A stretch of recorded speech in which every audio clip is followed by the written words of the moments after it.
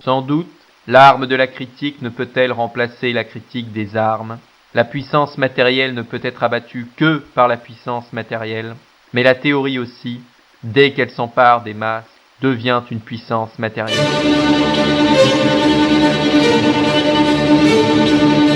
Nous reconnaissons notre vieil ennemi, la marchandise, le travail marchandise, la société marchande, le capitalisme. Mais la critique le découvre comme inséparable de l'État moderne.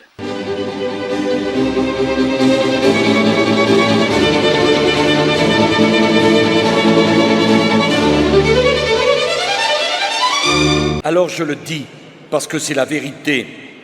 Il ne faut pas travailler. Tu vois, il faut s'organiser pour ne plus jamais travailler.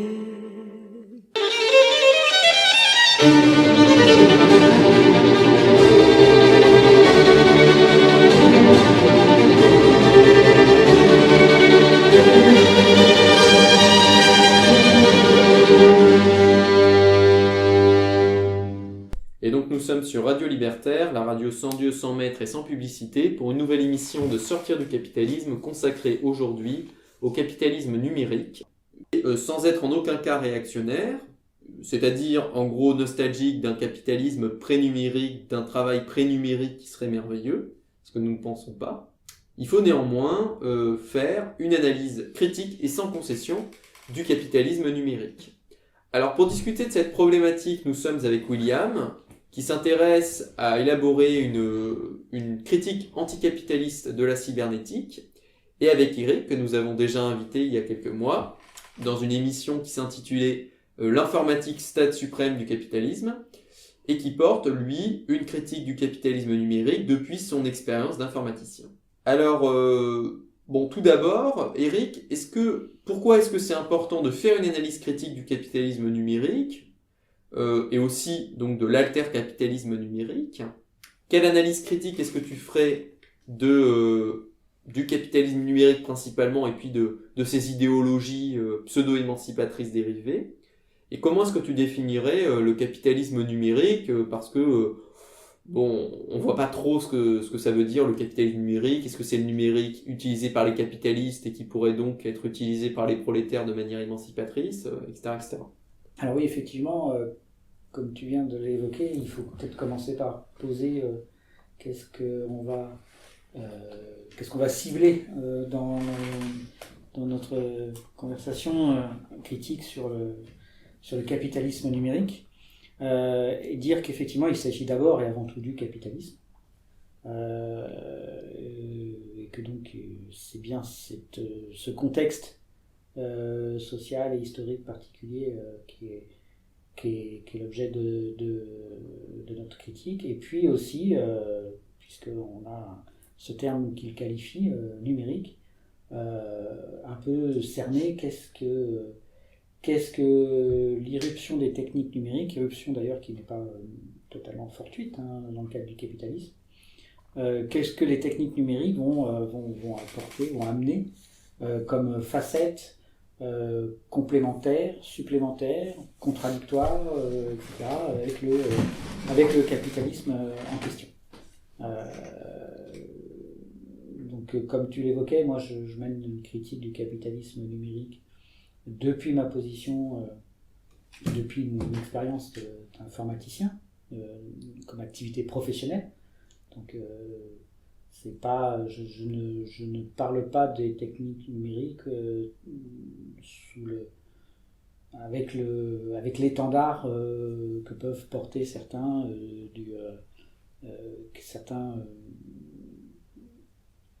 qui en font à la fois effectivement souvent des compétences professionnelles, mais aussi une forme de vie entre guillemets, une sorte de qui brandissent ça comme quelque chose qui est à la fois le contexte de leur hobby, de leur sociabilité, etc. Moi, je suis parti de l'expérience vécue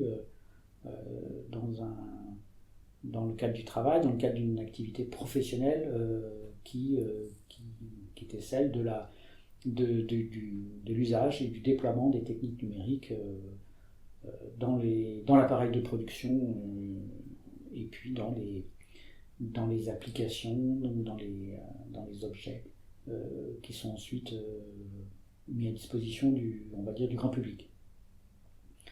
De cette position-là, je tire quand même quelques enseignements qui m'amènent effectivement soit à relativiser, soit à contrer les discours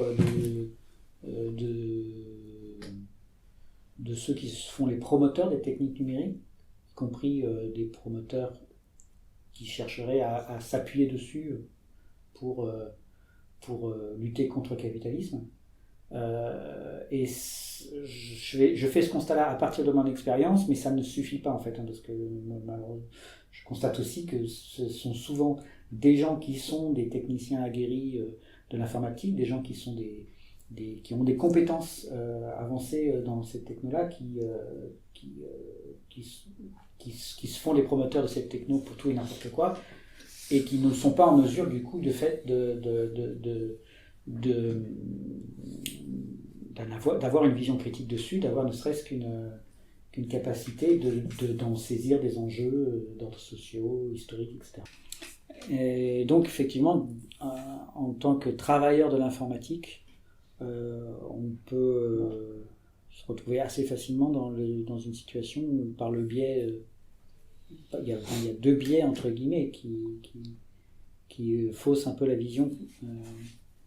La possibilité de critiquer l'informatique, c'est d'être un travailleur d'abord, et ensuite effectivement de l'être à travers et d'être reconnu socialement à travers une compétence technique qui s'attache, enfin qui colle à la peau entre guillemets, et dont on a du mal à se détacher pour ensuite essayer d'identifier les tenants, les aboutissants, qu'est-ce que ça peut produire, qu'est-ce que ça a comme effet concrètement l'informatique et les techniques numériques sur le quotidien de ce qui nous entoure, etc. C'est d'ailleurs un aspect de l'idéologie assez partagée, l'idéologie des travailleurs de l'informatique, qui est de réclamer en fait, ou de revendiquer d'être les tenants, d'être les porteurs d'une compétence technique qui s'exerce sans contenu particulier, en fait, sans contenu propre. C'est-à-dire une compétence technique qui peut être ensuite promenée de contexte en contexte, en se déployant selon ses propres critères, ses propres règles, et ensuite s'appliquer à la fabrication d'un logiciel pour le contrôle aérien, ou d'une plateforme numérique en ligne pour vendre des livres, ou un logiciel de gestion pour une administration publique, etc., etc. Et cette compétence technique est promenée de contexte en contexte, qui est revendiquée par les informaticiens comme étant leur cœur de métier. Ils ne s'aperçoivent pas qu'effectivement, à travers cette compétence-là, ils promènent des choses un peu génériques et un peu qui vont imprimer, entre guillemets, leur marque sur tous ces domaines, et les unifier sous la catégorie très générale de traitement numérique. Et du coup, qu'est-ce qui, du coup, parce que là on parle du coup d'un certain nombre d'idéologies informatiques qui par ailleurs peuvent avoir l'air d'être assez opposées, c'est-à-dire entre multitude et la Silicon Valley. On parle de techniques numériques qui peuvent avoir l'air relativement opposées, comme je sais pas moi, Google et les hackers. Qu'est-ce qui fait l'unité de à la fois toutes ces techniques numériques d'une part, et de toutes ces idéologies numériques d'autre part. Parce qu'on pourrait avoir justement dans une vision naïve de l'informatique, croire que non, les hackers ils sont contre Google, enfin que c'est l'opposé strict, et que je sais pas moi, le Hacker Lab, c'est l'opposé de la Silicon Valley. Qu'est-ce qui fait l'unité de tous ces phénomènes et de toutes ces idéologies? Cette opposition un peu spectaculaire qui est posée effectivement par des discours médiatiques, etc., entre des entreprises un peu tentaculaires, un peu toutes puissantes, d'un côté, comme les Google, les Facebook, voilà, l'acronyme GAFAM, qui avec ses initiales GAFAM désigne en fait des grandes entreprises de ce type-là, Google, Amazon, Facebook, Apple, Microsoft.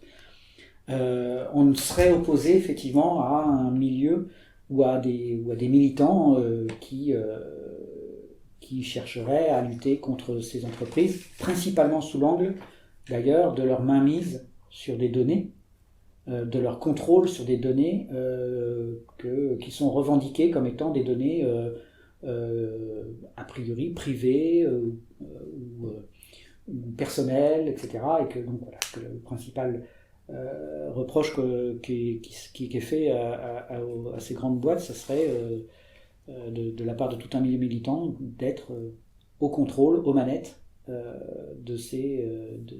avec des effets potentiels un peu totalitaires au bout du compte, hein, c'est ça. Big Brother. De type Big Brother.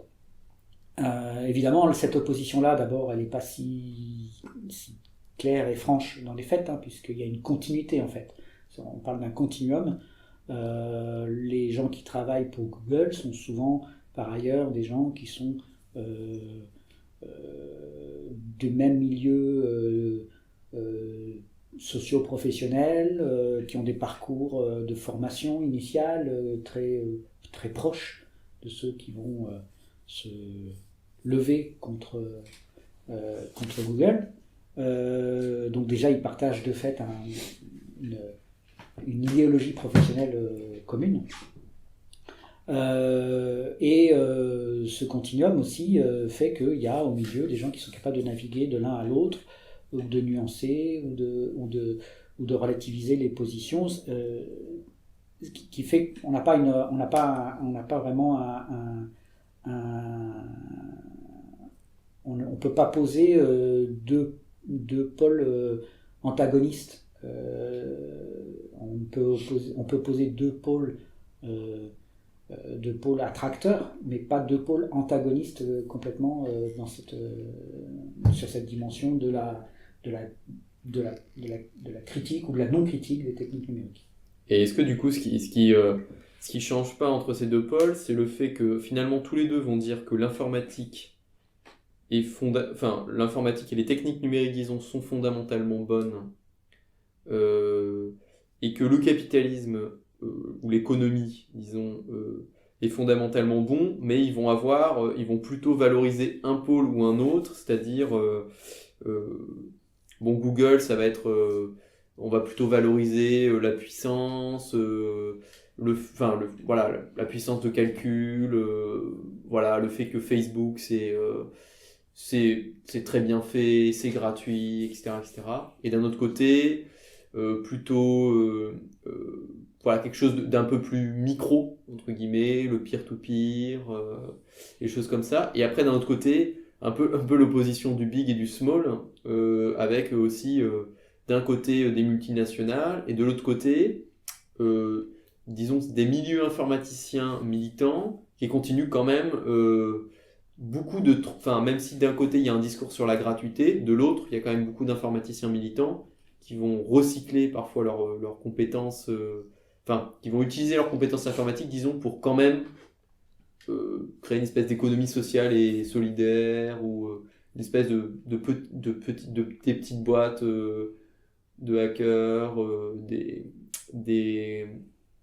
des laboratoires avec des imprimantes 3D où on va payer au mois 150 €, etc., etc.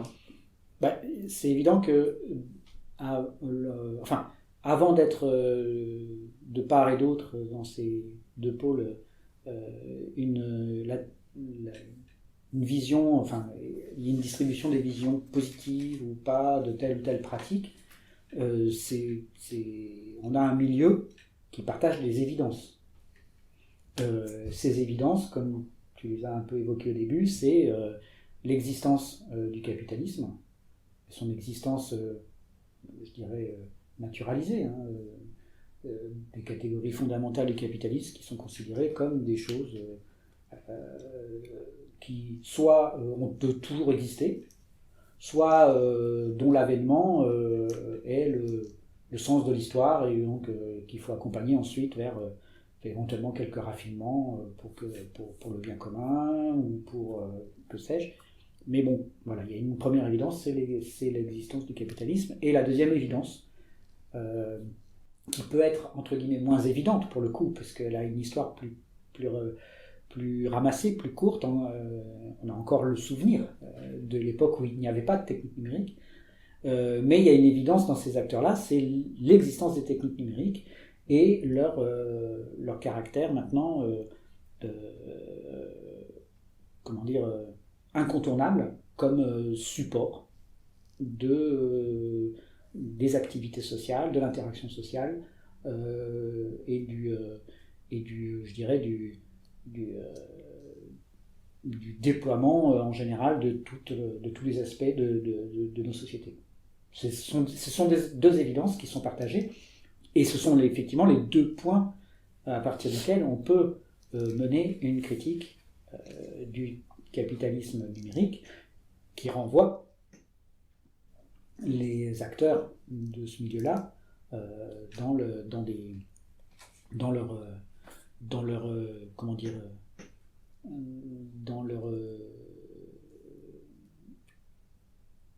une forme d'abandon qu'ils ont de leurs conditions, les conditions qui leur sont faites et qu'ils reproduisent.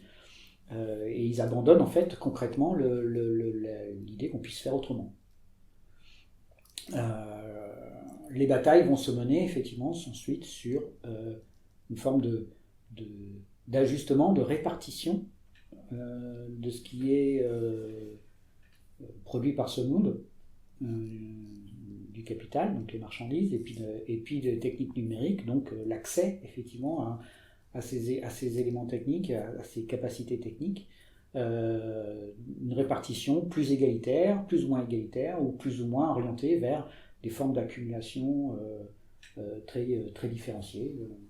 Mais on a une évidence, en l'occurrence deux évidences totalement partagées dans ce milieu-là. Oui, et donc du coup, on est un peu dans donc finalement dans une forme de fétichisme du numérique, c'est-à-dire le fait de considérer que ces techniques sont, disons, socialement nécessaires, disons, qu'elles sont axiologiquement neutres d'une certaine façon, et que ce qu'il faut, c'est en prohiber les mauvais usages, c'est-à-dire l'espionnage de nos données privées,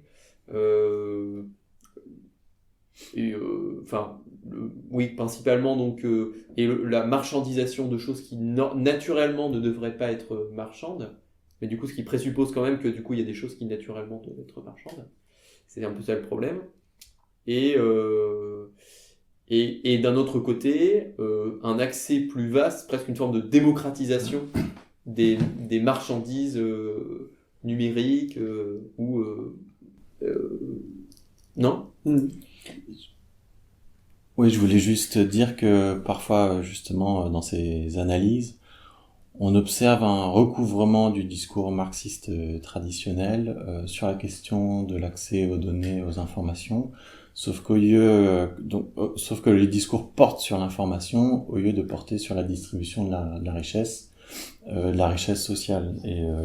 Mais pareil, de la même manière que le discours marxiste, on va dire traditionnel, ne se pose pas la question de ce qu'est cette richesse sociale spécifique contenue dans les marchandises, comme cristallisation de temps de travail social, moyens nécessaires, etc., et que c'est déjà une forme qu'il faut interroger, voilà, il y a aussi un peu un recouvrement. Il faut une distribution de l'information sans logique de captation par des grands groupes, ou donc captation d'une richesse informationnelle qui serait une richesse en soi, eu égard à son contenu, etc. Donc il y a aussi j'ai l'impression en tout cas, un recouvrement du discours marxiste, mais sur un nouveau sujet qui serait l'information et sa circulation, etc.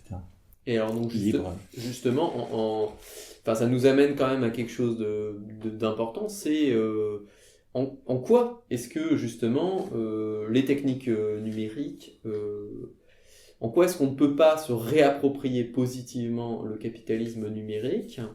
En quoi est-ce qu'on ne peut pas se réapproprier, disons au moins à long terme, parce que bon, là actuellement on est obligé un peu de faire avec, mais disons comment est-ce que on est, quelle critique fondamentale est-ce qu'on pourrait faire des techniques numériques? Évidemment pas de la technique en général, comme certains, puisque ça n'a aucun sens, mais disons des techniques numériques, en tant que notamment elles ont été générées par la dynamique du capital, comme on l'avait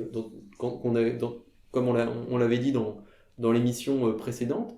Quelle est la critique qu'on peut faire à ces techniques numériques, et du coup, en quoi est-ce que la critique qu'on porte ici est différente de la critique, disons, de l'alter-capitalisme? Alors, comme vient de l'évoquer William, effectivement, la critique des techniques numériques produit une forme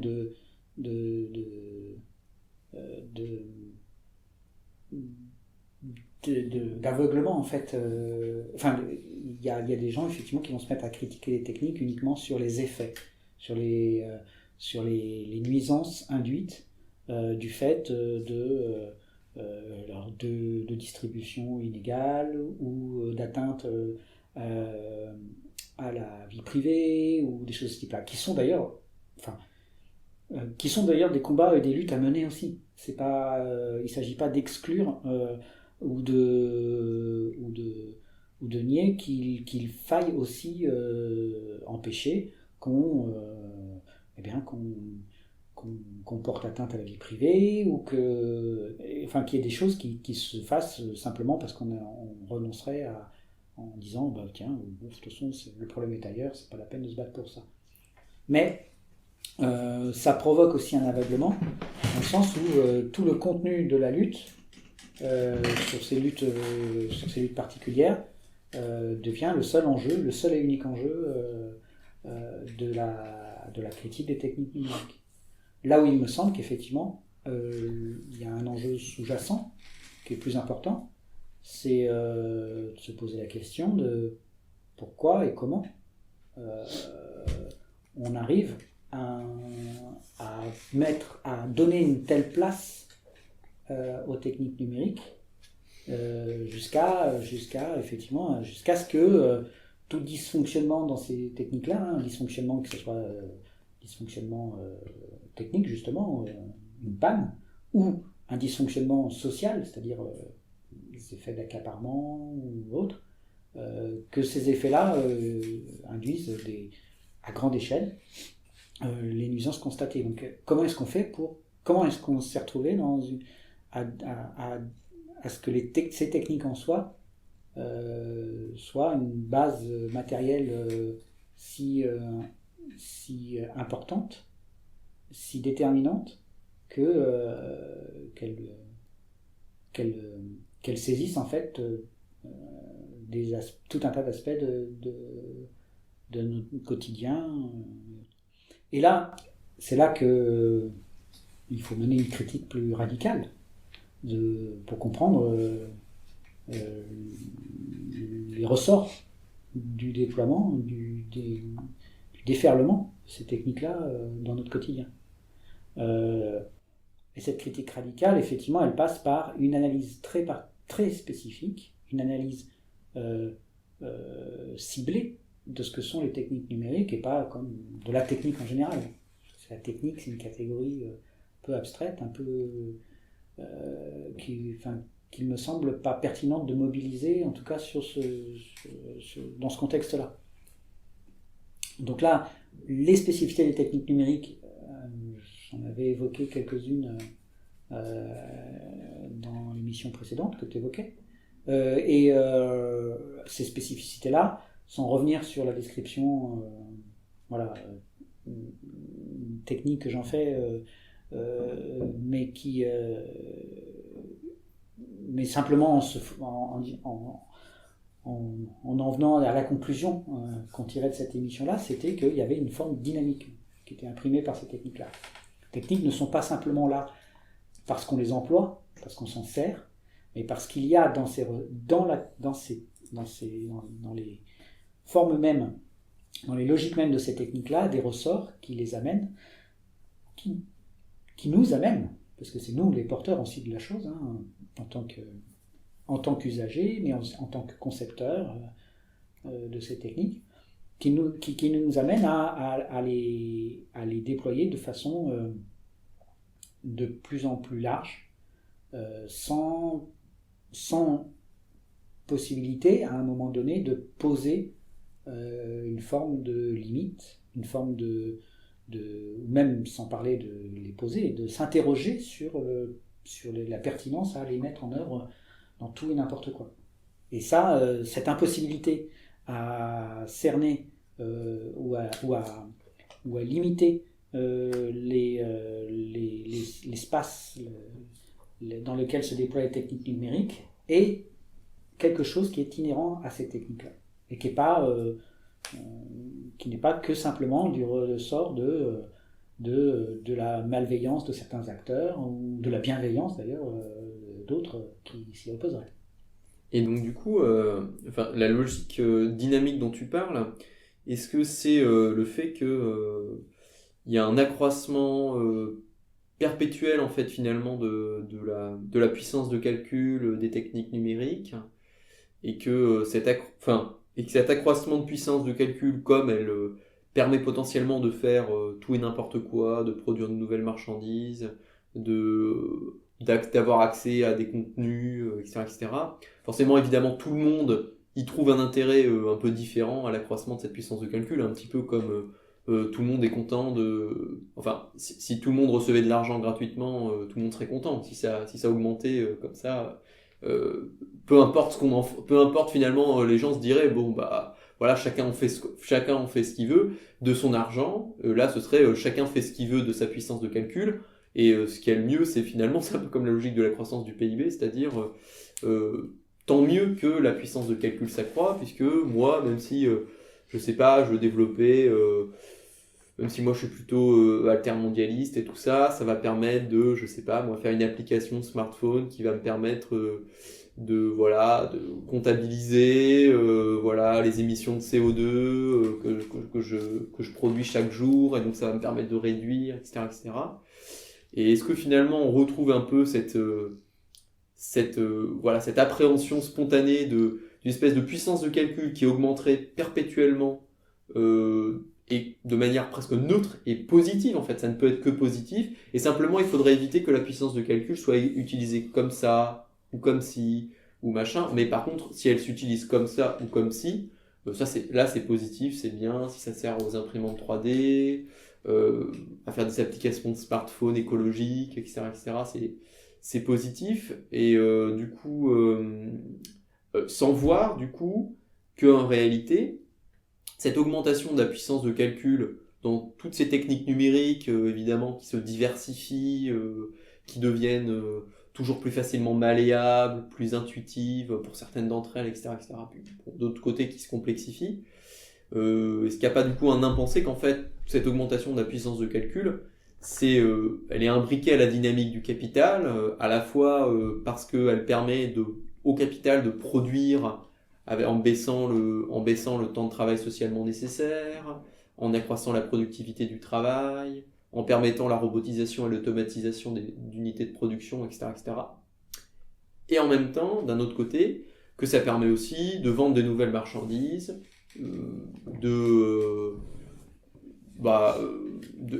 et et aussi de faire que finalement le consommateur va lui-même participer presque au service après-vente, etc., etc. Bah, effectivement, les techniques numériques sont vécues uniquement sous l'angle de l'usage qu'on en fait. C'est d'ailleurs du coup le ressort de tout un pan de la façon dont sont appréhendées ces techniques ensuite comme objet d'études scientifiques, comme objet d'études sciences sociales. C'est effectivement la sociologie des usages.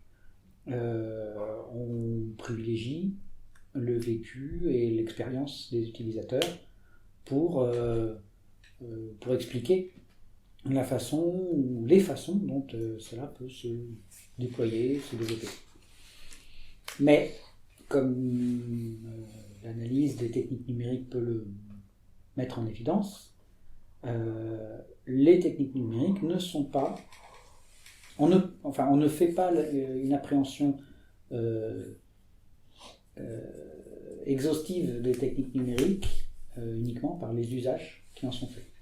Si on veut s'intéresser à ce que sont les techniques numériques, et en se penchant bien sur tout ce qu'elles sont, on leur trouve aussi effectivement une dimension de généricité, une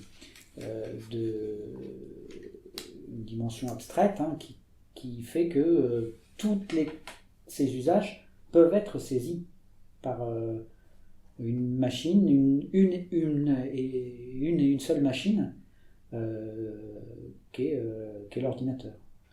On a effectivement ce caractère commun qui est le fait que tous ces usages, aussi variés qu'ils soient, c'est bien à une machine et une seule qu'on les confie, dans sa logique en tout cas. Évidemment, il y a la collection indéfinie des machines qui sont installées partout dans le monde, qui sont passées de zéro à plusieurs milliards en quelques décennies. Mais de façon logique, c'est une seule et unique machine à qui on confie ça. C'est cette machine qui a cette propriété très particulière de déployer n'importe quel calcul. Et pour déployer n'importe quel calcul, il faut déployer des calculs particuliers. C'est à cette activité que s'attachent effectivement les informaticiens, c'est-à-dire à construire ou à produire les machines particulières, les logiciels, qui font tel ou tel usage de la machine en question. Mais tout ça ne se réalise que sur la base, sur le fondement d'une machine qui est capable de faire tout et n'importe quoi. Et c'est cet aspect-là souvent qui n'est pas saisi du tout, plus que souvent, qui n'est jamais réellement saisi par les usagers et pas plus par les producteurs, les concepteurs et les producteurs des logiciels, les informaticiens, puisque eux-mêmes ne travaillent que sous un aspect particulier de l'usage de la machine, qui est la réalisation des logiciels. Et du coup, est-ce que finalement, ce qu'on pourrait dire, c'est que finalement, à la fois, comme tu disais, la sociologie des usages, à la fois la publicité qui est faite pour vanter les techniques numériques, et en même temps les idéologies presque de l'altercapitalisme numérique, finalement se focalise sur des usages particuliers qui du coup, chacun ayant un usage particulier ou va vanter un usage particulier, du coup ne voit pas vraiment de problème à l'informatique et va simplement dire cette utilisation là même dans la propagande des médias disons à la télévision, c'est Twitter Twitter est neutre, mais d'un autre côté les djihadistes peuvent s'en servir, mais en même temps c'est les révolutions arabes avec... c'est ça, mais en même temps c'est les révolutions, donc tout dépend de l'usage qu'on en fait. Et est-ce que du coup ce qu'on pourrait dire, c'est que le problème avec cette argumentation là, c'est que évidemment, il y a le fait que, indépendamment de l'usage de ces techniques numériques, il y a un impact écologique qui est quand même lourd et massif et qu'on voit pas toujours forcément. Et d'autre part, ce qui est à mon avis encore plus central, et c'est ce que tu disais, c'est que finalement, si informatique, voilà, c'est le déploiement d'une puissance de calcul pour faire tout et n'importe quoi potentiel. C'est que l'informatique et les techniques numériques participent d'une espèce de potentialisation, enfin disons d'effets de puissance qui peuvent potentiellement déboucher sur n'importe quoi. Et du coup, évidemment, forcément qu'il peut y avoir une infinité d'usages des techniques numériques, puisque c'est leur fondement d'une certaine façon. Et finalement, c'est presque ça qui pose problème, parce que... C'est ce rapport très particulier qu'ont les techniques numériques, effectivement, avec le capitalisme, du fait qu'elles aient cette forme particulière de combiner particularisme, entre guillemets, usage particulier et généralité abstraite d'une capacité très générale, entre guillemets, à faire tout et n'importe quoi. Cette combinaison étant effectivement celle qu'on retrouve par ailleurs dans les nécessités de la production marchande. On fait des choses particulières, toujours parce qu'on a besoin effectivement c'est un support indispensable à la matérialisation et à la réalisation de ce qui est le réel objectif, le réel but de la production de marchandises, c'est-à-dire l'accumulation de valeur, de survaleur et donc de capital. Donc effectivement, il y a une forme là d'analogie potentielle qui fait que l'histoire des techniques numériques et l'histoire du capitalisme doivent être pensées quand même un peu de façon... on ne peut pas les penser de façon détachée, de façon... dialectique entre guillemets, quoi. Après, il y a de façon plus concrète et plus précise le fait que les techniques numériques sont introduites. La première massification de l'usage des techniques numériques s'opère dans l'appareil de production. C'est-à-dire que on peut considérer que jusqu'au milieu des années 50, on ne savait pas quoi faire en fait de l'ordinateur. On ne savait pas quoi faire de l'ordinateur. De cette puissance de calcul, voilà, on savait, parce que les militaires l'avaient employé, ou que, plus exactement d'ailleurs, les militaires ne l'avaient pas employé pendant la Seconde Guerre mondiale, puisqu'il n'y a pas eu un seul ordinateur de fabriqué pendant la Seconde Guerre mondiale. Ce qu'on appelle un ordinateur, les machines qui ont cette capacité de faire quelque chose sur la base de la capacité à faire tout et n'importe quoi, ça, on a obtenu cet effet, cette lignée technique à partir de la fin des années 40, et de fait, l'effort de guerre de la Seconde Guerre mondiale ne s'est pas appuyé sur des ordinateurs, il s'est appuyé sur des machines à calculer, qui étaient très puissantes, mais qui étaient pour des calculs particuliers. Pour des calculs particuliers, qui n'étaient pas donc des ordinateurs. Donc, à la sortie de la Seconde Guerre mondiale, quand il y a une tentative de mettre au point ces machines particulières que sont les ordinateurs, en essayant effectivement de...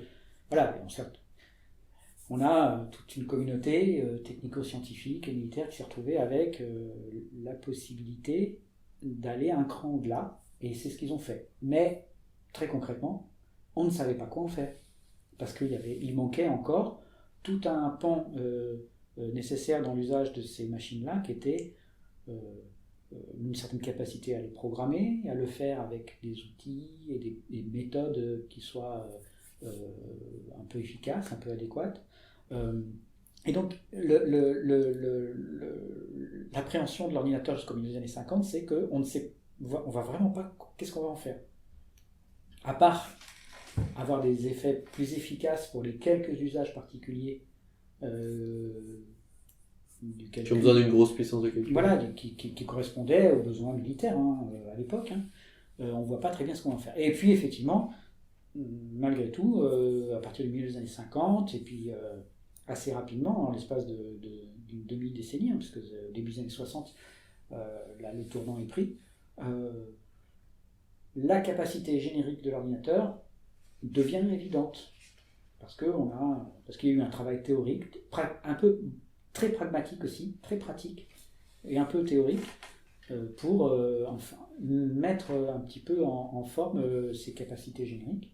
Au service du capitalisme, du coup. Et effectivement, des capacités qui, de fait, ont été mises au service de l'appareil de production, à partir du début des années 60, de l'appareil de production qui va commencer à employer massivement ces techniques-là pour son organisation, en fait, pour l'organisation scientifique du travail.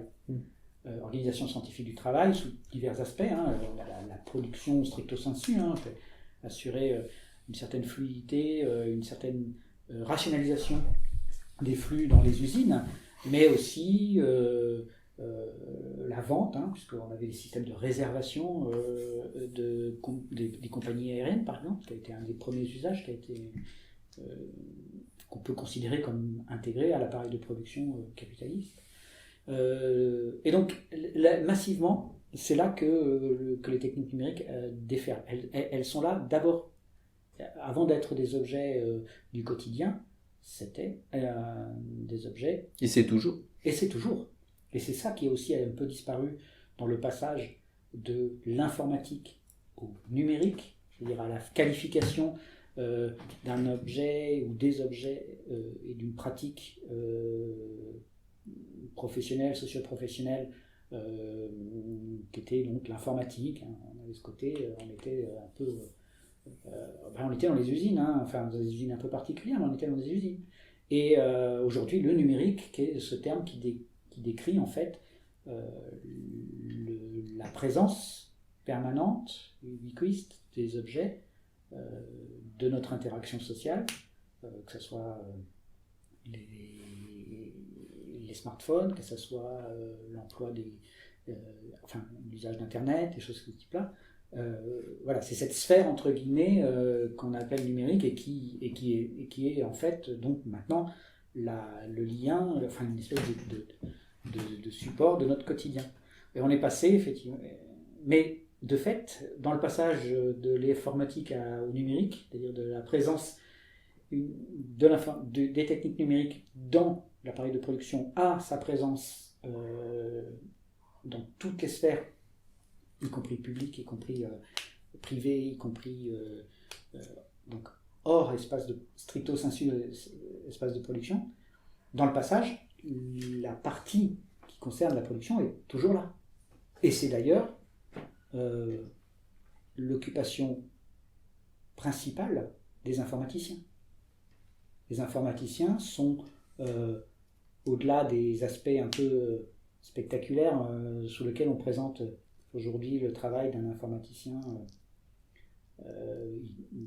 sous l'angle effectivement des idéologies portées par la Silicon Valley, ce qu'on appelle l'idéologie californienne. C'est un terme qui ne désigne pas une localisation spécifique, mais qui dit que c'est né voilà, historiquement c'est né là-bas, dans ce secteur-là, mais en fait ça imprègne un monde globalisé.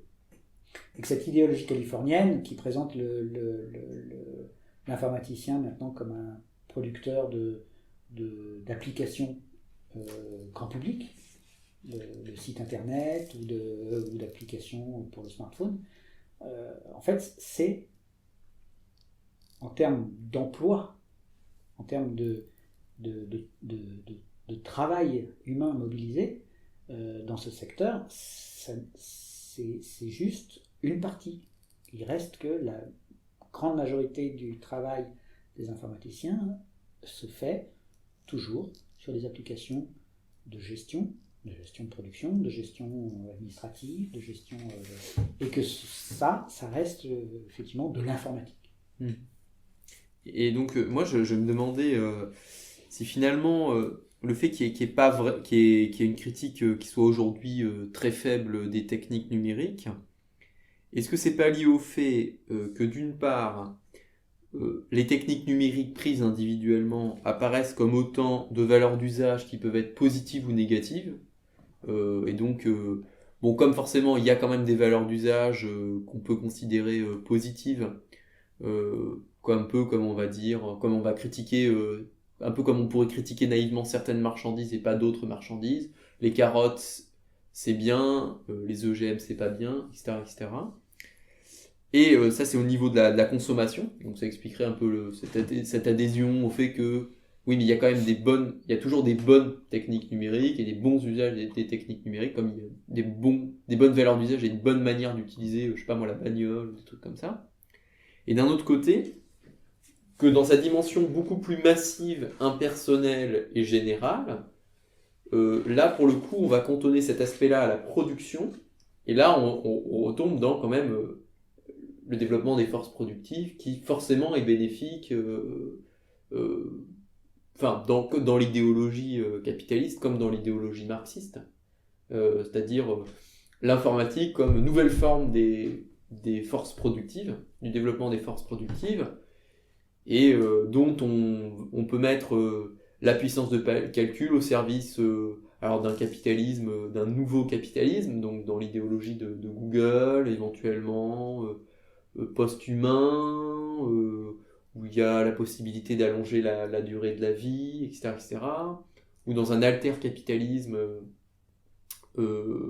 informatique, où il y a où on échange de la connaissance, ou comme on est tous producteurs de connaissances, et d'informations pour le coup, on aurait tous le droit à, disons, un revenu garanti, et enfin, ou alors même carrément, dans certaines théories, carrément dépasser le capitalisme, mais en gardant l'informatique comme un bon côté du capital, même si en fait il y a une identité de forme entre le capital et l'informatique. Est-ce que c'est pas pour ces raisons-là, c'est-à-dire l'apologie toujours de la valeur d'usage contre la valeur d'échange qui apparaît un peu plus négativement, et d'un autre côté quand même l'apologie des forces productives parce qu'elles seraient neutres et tout ça, qui expliquerait un peu l'adhésion quasi généralisée en fait aux techniques numériques? Oui, sur le côté, il y a toujours une bonne raison d'employer les techniques numériques. C'est évident qu'on crée une forme d'adhésion, parce que là, chacun peut se trouver effectivement les meilleures raisons du monde pour employer les techniques numériques. Parce que il y a toujours des choses à faire avec, et que ces choses, enfin, il y a toujours un besoin, entre guillemets, un besoin avec beaucoup de guillemets là, à remplir, qui peut être rempli avec les techniques numériques. Donc, ça peut créer une forme d'adhésion, effectivement. Sur l'appareil productif, c'est plus ambivalent parce que la démultiplication de cet appareil-là s'accompagne, en tout cas récemment, disons disons depuis que Snowden a un peu évoqué la chose, ça s'accompagne d'une méfiance. D'une méfiance, tout à fait. Envers ce côté Big Brother, du coup. La perspective d'un appareil productif numérique qui se déploie et qui est en perpétuelle augmentation, reconfiguration, etc., a longtemps effectivement été un aspect présentée sous son aspect positif. Aujourd'hui, elle est présentée sous son aspect négatif, parce que on sait que c'est la base sur laquelle s'appuient ensuite des choses qui peuvent nous oppresser, pour le dire avec beaucoup de rapidement. Donc l'appréhension peut avoir changé. Ça n'a pas changé les usages. C'est-à-dire ça n'a pas changé effectivement les pratiques qui font que très naturellement on va continuer à demander que les bonnes raisons pour lesquelles on emploie ces techniques soient satisfaites. Donc il y a une espèce presque de contradiction dans la critique, on va dire, spontanée, entre guillemets, de l'informatique. Et il y a une contradiction, effectivement, une contradiction, je sais pas, par exemple, pour la situer, je prends un exemple concret, mais Amazon, qui est une des entreprises qui est critiquée pour son caractère, parce que c'est une entreprise qui exerce, qui a construit une forme de monopole, qui détruit les librairies, etc., etc. Qui exploite ses salariés. en fait, il n'est pas toujours très bien perçu que si Amazon peut se permettre de faire ça, c'est parce qu'en réalité, d'un autre côté, elle a une autre activité, enfin, elle a une activité qui s'est construite progressivement, justement, avec la mise en place de son appareil de production pour ses besoins de vente en ligne. Mais cet appareil de production, aujourd'hui, elle en a tiré des éléments, justement, le côté générique, les capacités très génériques qui ont émergé progressivement de ce qu'elle construisait pour son propre besoin d'appareil de production. Cette capacité générique, c'est ce qu'elle vend aujourd'hui. C'est-à-dire que Amazon, aujourd'hui, c'est une entreprise qui donne quelques perspectives de rentabilité sur la base du fait qu'elle vend ce qu'on appelle, terme un peu, on va dire, du cloud. C'est-à-dire de la puissance de calcul générique mise à disposition en ligne. C'est-à-dire que tout le monde va pouvoir vendre son bouquin ou son CD d'occasion et tout ça? Non, tout le monde peut construire tout le monde peut construire son propre besoin sur la base des infrastructures qu'Amazon fournit. Tout le monde peut construire sa propre application, son propre magasin. Si c'est magasin en ligne, c'est une des applications potentielles des techniques numériques. Mais tout le monde peut construire sa propre application en allant louer à Amazon une puissance de calcul que cette entreprise n'a mis en œuvre de façon aussi souple et n'a pu faire émerger comme marchandise cette puissance de calcul que parce que justement pour ses propres besoins il a fallu qu'elle rationalise l'infrastructure sur laquelle elle exerçait son activité préalable de magasin en ligne. Voilà. Et donc aujourd'hui, si Amazon a quelques perspectives de rentabilité, c'est uniquement parce qu'elle vend cette marchandise particulière qui est la puissance de calcul. Mais comme Google, AWS, comme Google ou comme Facebook d'une certaine façon. Alors Google moins, parce que Google reste une collection d'applications globalement. C'est difficile de savoir, de rentrer dans la réalité de la stratégie de Google ou de Facebook. Qu'est-ce qu'ils vont cibler, qu'est-ce qu'ils vont produire. Mais dans le cas d'Amazon, ça paraît un peu plus explicite parce que c'est déjà en place, c'est déjà en œuvre. Amazon est une entreprise qui tient la route parce qu'elle vend AWS, qu'on appelle Amazon Web Service, c'est-à-dire une capacité générique de calcul mise à disposition via le réseau. D'accord. Et du coup, l'appareil, voilà, donc la critique menée contre Amazon est ciblée sur effectivement l'effet de monopole qu'elle développe ou qu'elle opère dans le monde, par exemple, de la culture, parce qu'elle vend des livres en ligne moins chers et qu'elle rend non rentable l'activité de tout un tas de librairies. Mais cette critique-là, finalement, je pense, loupe quelque chose, loupe même dans les grandes largeurs, la réalité de ce qu'est Amazon, tout simplement. Et derrière Amazon, la réalité de ce que sont les techniques numériques. Voilà. Oui, effectivement, est-ce qu'il n'y a pas une espèce de... Un peu comme toute la critique du capitalisme, critique le grand capital, mais rarement le petit.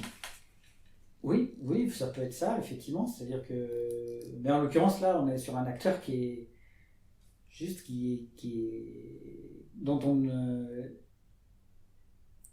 Qui a l'air gigantesque, mais qui ne l'est pas tant que ça. Qui n'est pas tant que ça. Oui. Enfin, en tout cas, qu'on attaque sous un angle ou sous une facette qui est, certes, qui produit des nuisances, certes, qui mérite les luttes qui sont menées contre, mais qui, en se focalisant sur l'idée que Amazon, ça serait juste une librairie en ligne, et qu'il faut attaquer le côté en ligne, c'est tout, loupe le fait que, pour ça, il y a derrière une infrastructure et une logique de déploiement des techniques numériques qui peut demain s'exercer ou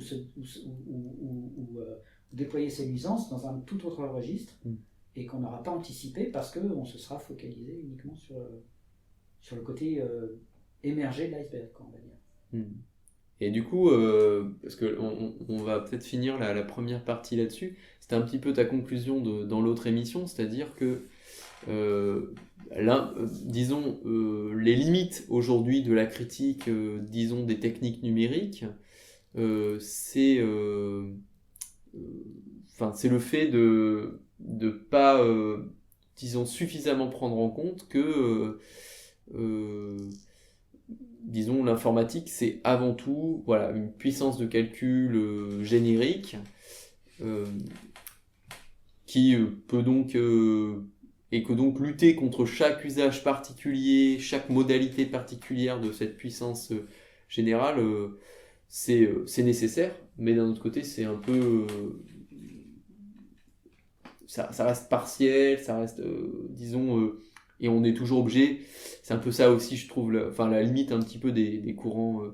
des critiques des nouvelles technologies, c'est qu'on se retrouve toujours à courir derrière la nouvelle technologie qui vient de sortir, même s'il faut le faire, mais d'un autre côté, c'est épuisant, et puis il y en a tellement, on parle de déferlement informatique que du coup... Mais en fait, on dit derrière nouvelle technologie, en fait, de nouveaux usages d'une technologie qui est là depuis un petit moment. C'est ça. Et qui continue, qui sont les techniques numériques. C'est ça.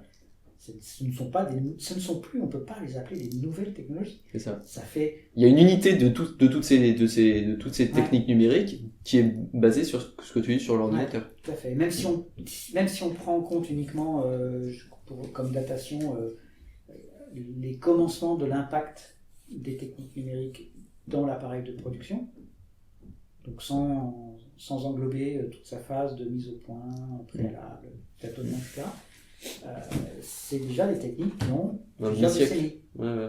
Plusieurs décennies. Ouais. Et ce qu'on appelle nouvelle techno, en fait, c'est juste des applications successives des principes qui sont dans les techniques numériques en général depuis leur formalisation et depuis leur avènement il y a plusieurs décennies. Et bien justement, dans la deuxième partie, on parlera d'une autre logique unitaire et qui s'est déployée à partir de 1945 à partir d'un noyau un peu comme celui de l'ordinateur relativement simple, qui est celui de la cybernétique et qui est aussi un phénomène central pour comprendre beaucoup de techniques numériques notamment, mais aussi d'idéologie contemporaine, et ça ce sera du coup l'objet de la deuxième partie. Il faut avoir la lucidité et le courage de regarder les choses en face. Le capital, ce n'est pas le sens de l'histoire.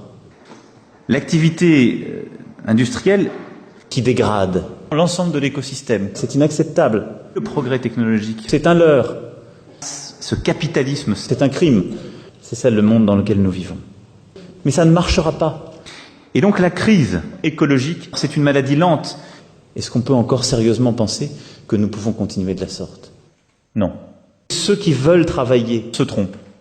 Ils se trompent parce que l'économie empoisonne leur vie. La production industrielle, c'est celle qui vous sépare les uns des autres. Travailler, non. Je serai toujours contre, parce que c'est une erreur conceptuelle majeure. Parce qu'aujourd'hui, on ne produit plus de valeur. Et en quelque sorte, on voudrait nous enfermer dans une espèce de fatalité économique et politique. Alors qu'il y a une réalité, il faut la regarder. J'en suis conscient, j'y ai ma part de responsabilité.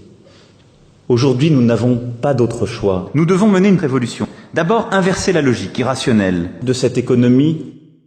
Dans la révolution, il n'y a aucune place pour le travail, aucune place pour le capital. Il en sortira un monde nouveau, hors de l'industrie. Et donc nous sommes toujours sur Radio Libertaire, la radio sans Dieu, sans maître et sans publicité, pour une émission de Sortir du capitalisme, consacrée aujourd'hui au capitalisme numérique. Alors après une première partie qui visait un peu à, esquisser, disons, les bases d'une théorie critique du capitalisme numérique disons, dans son unité et pas, disons, dans chaque technique particulière et les usages particuliers de cette technique. Évidemment, on fera d'autres émissions qui porteront plus spécifiquement sur des techniques numériques plus particulièrement et des idéologies numériques plus particulièrement, mais en tant qu'elles sont simplement des avatars particuliers de cette unité générale du capitalisme numérique qu'on a tenté de dresser dans cette première partie et puis dans une émission précédente qui s'appelait l'informatique, stade suprême du capitalisme. On va maintenant s'attaquer à un autre phénomène unitaire qui a eu beaucoup d'applications, des applications à la fois théoriques, mais aussi des applications bien matérielles. Et même si on n'épuisera pas non plus le sujet là-dessus, et qu'on consacrera d'autres émissions, disons, aux avatars particuliers de cette logique générale, qui est la cybernétique, on va parler justement, voilà, de la cybernétique, qui peut-être est connue de certains auditeurs et auditrices, et qui peut-être est inconnue d'autres, mais qui est quelque chose d'assez fondamental, puisque on le retrouve à la fois dans le domaine militaire, dans le domaine économique, etc., etc. Et on va parler un peu de tout ça. Et un petit peu comme dans la première émission qu'on avait faite sur l'informatique, on était parti de ce noyau dur qu'est la logique de l'ordinateur. Là, on va partir un petit peu de la naissance du coup de la cybernétique, qui est à peu près en même temps que celle de l'ordinateur, un peu plus tôt pour le coup, et qui est la Seconde Guerre mondiale. Donc, vas-y William, explique-nous du coup qu'est-ce que c'est que la cybernétique, en quoi est-ce que quelle a été son histoire et ses avatars particuliers, et en quoi est-ce que du coup en quoi est-ce que ça doit être un objet aussi de la critique du capitalisme, et notamment du capitalisme numérique. Oui, donc on peut bien entendu pas déconnecter l'informatique de la cybernétique, puisque les inventeurs, on va dire, de l'informatique sont globalement ce qu'on peut appeler des cybernéticiens. Et donc après, je vais essayer d'expliquer un peu l'histoire, l'émergence de la cybernétique d'abord comme discipline, mais on va dire que c'est quelque chose qui va au-delà et dont la sphère d'influence va jusqu'à la philosophie, la définition du sujet, etc. Et c'est ça qui est aussi assez intéressant de retracer dans cette filiation entre cybernétique et informatique. Globalement, on va dire que c'est effectivement une discipline qui a émergé post-Seconde Guerre mondiale, mais qui a des racines assez profondes dans les théories développées par les logiciens pendant le 19e siècle, même des racines, on va dire, cartésiennes sur des questionnements autour de la distinction entre l'homme et la machine, etc. Donc on ne peut pas juste dire ça émerge comme ça en 1947, et puis par ailleurs ça recoupe d'autres questionnements dans la tradition scientifique, des questionnements que se posaient les thermodynamiciens, sur les régimes, les systèmes anthropiques, non anthropiques, et puis il y a des points de connexion aussi, bien entendu, avec la physique quantique et la logique, on va dire aussi une autre logique qui commence à se déployer, qui est la logique probabiliste. Et donc, c'est-à-dire la capacité à déterminer les risques d'occurrence d'événements, etc. Donc ça fait la synthèse un peu de pas mal de choses, cette question cybernétique, et effectivement c'est pas anodin qu'elle émerge aussi sur du coup sur la généralisation de l'automation d'un point de vue technique et sur une forme technique très particulière qu'est l'informatique, qu'a déjà décrite Eric. Elle s'est donnée un peu pour but, cette cybernétique, de définir les lois générales, on va dire, de la communication et en donner une forme d'application aux techniques. Donc c'est ça qui est assez intéressant aussi, c'est que dès la détermination un peu de son horizon et de ses objectifs, elle a un caractère à la fois cognitif et matériel, dans le sens où elle s'intéresse à un objet qui est la communication, l'information, qui peut être d'ailleurs d'origine cognitive ou pas, mais elle en fait un objet central de ses analyses, un peu dans la continuité aussi de la théorie de la communication de Shannon, etc. Et puis elle veut savoir qu'est-ce qu'elle peut définir de ces lois générales en termes d'application à la technique. Et alors justement, peut-être pour donner un exemple particulier, on sait que le fondateur, ou sinon un des fondateurs de la cybernétique, c'est Wiener. Et du coup, et il a développé ses idées sur la cybernétique dans un contexte très particulier, qui est celui de la Seconde Guerre mondiale, et particulièrement, si je me souviens bien, disons, des batteries anti-aériennes. Alors, est-ce que tu pourrais expliquer, parce que je trouve que l'exemple est assez éclairant, en quoi est-ce que, finalement, cette réflexion pour essayer de penser, d'essayer d'anticiper la position des avions, des bombardiers allemands, dans l'optique d'une défense aérienne plus efficace, et un peu une espèce d'exemple paradigmatique de ce que des buts de la cybernétique, ou disons de la méthode cybernétique et tout ça. Et effectivement, ce qui est intéressant dans l'émergence de cette discipline, même si elle a une filiation avec des traditions scientifiques antérieures, c'est qu'elle explose effectivement.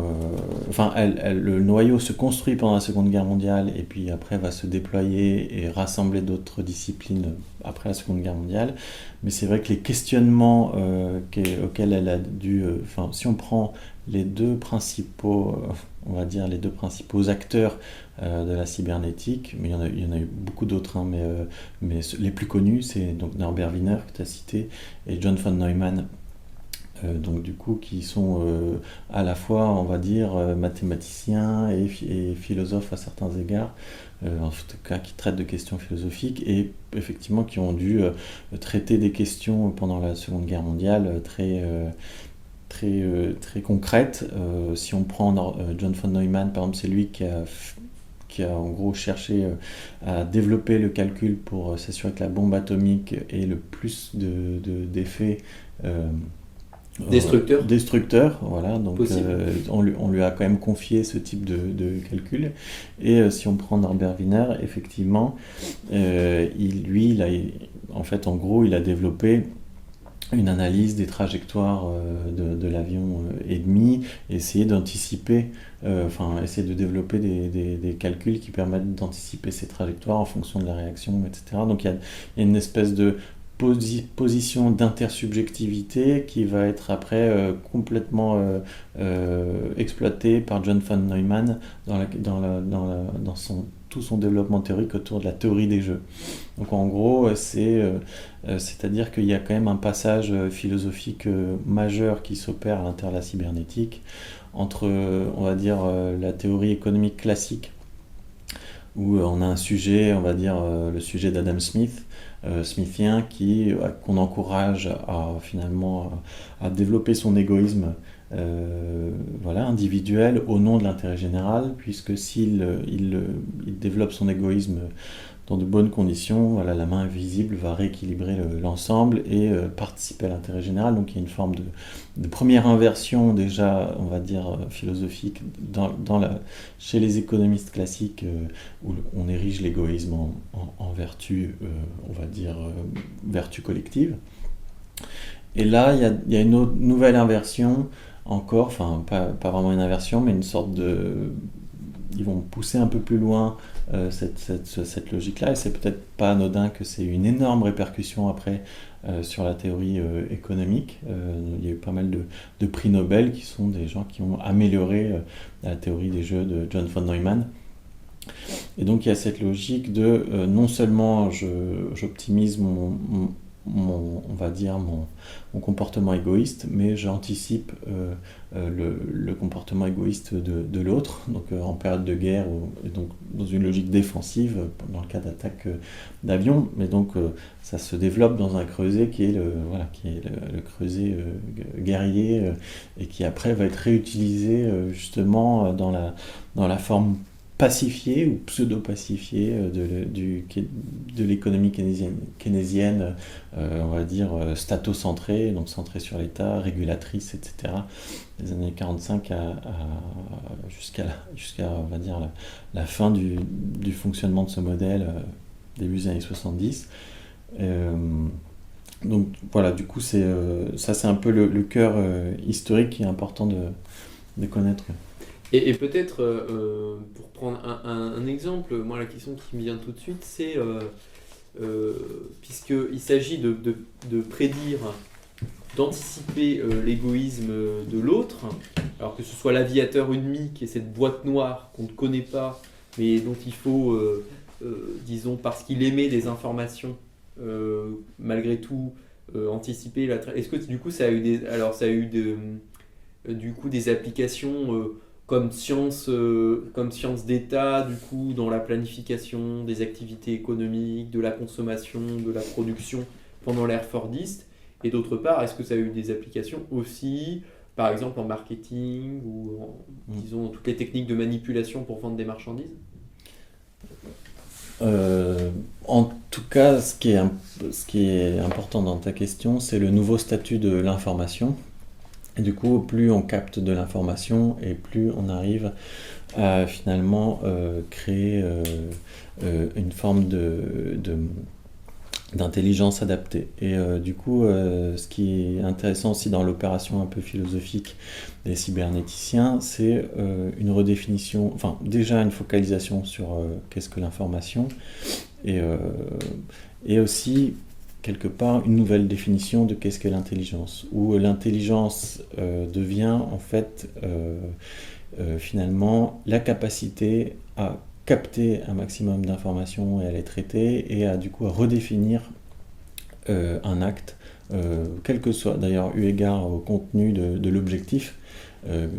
Finalement on s'intéresse plus sur le processus qui est l'intelligence que sa finalité, et voilà, eu égard au contenu et l'objectif, on réadapte en fonction des informations qu'on a captées de l'environnement. Donc il y a vraiment cette idéologie forte qui là aussi est encore, on va dire, dans une filiation traditionnelle avec le début de ce qu'on peut appeler là l'économie néoclassique, donc post déjà smithienne, donc plutôt de la fin du 19e siècle, par exemple chez Walras, avec cette idée, on retrouve chez les cybernéticiens l'obsession autour de la question de l'équilibre ou de la hiérarchisation, la classification de l'information, aussi du coup qui reprend quelque part un peu ce qu'on retrouve dans les idées un peu d'économistes néoclassiques.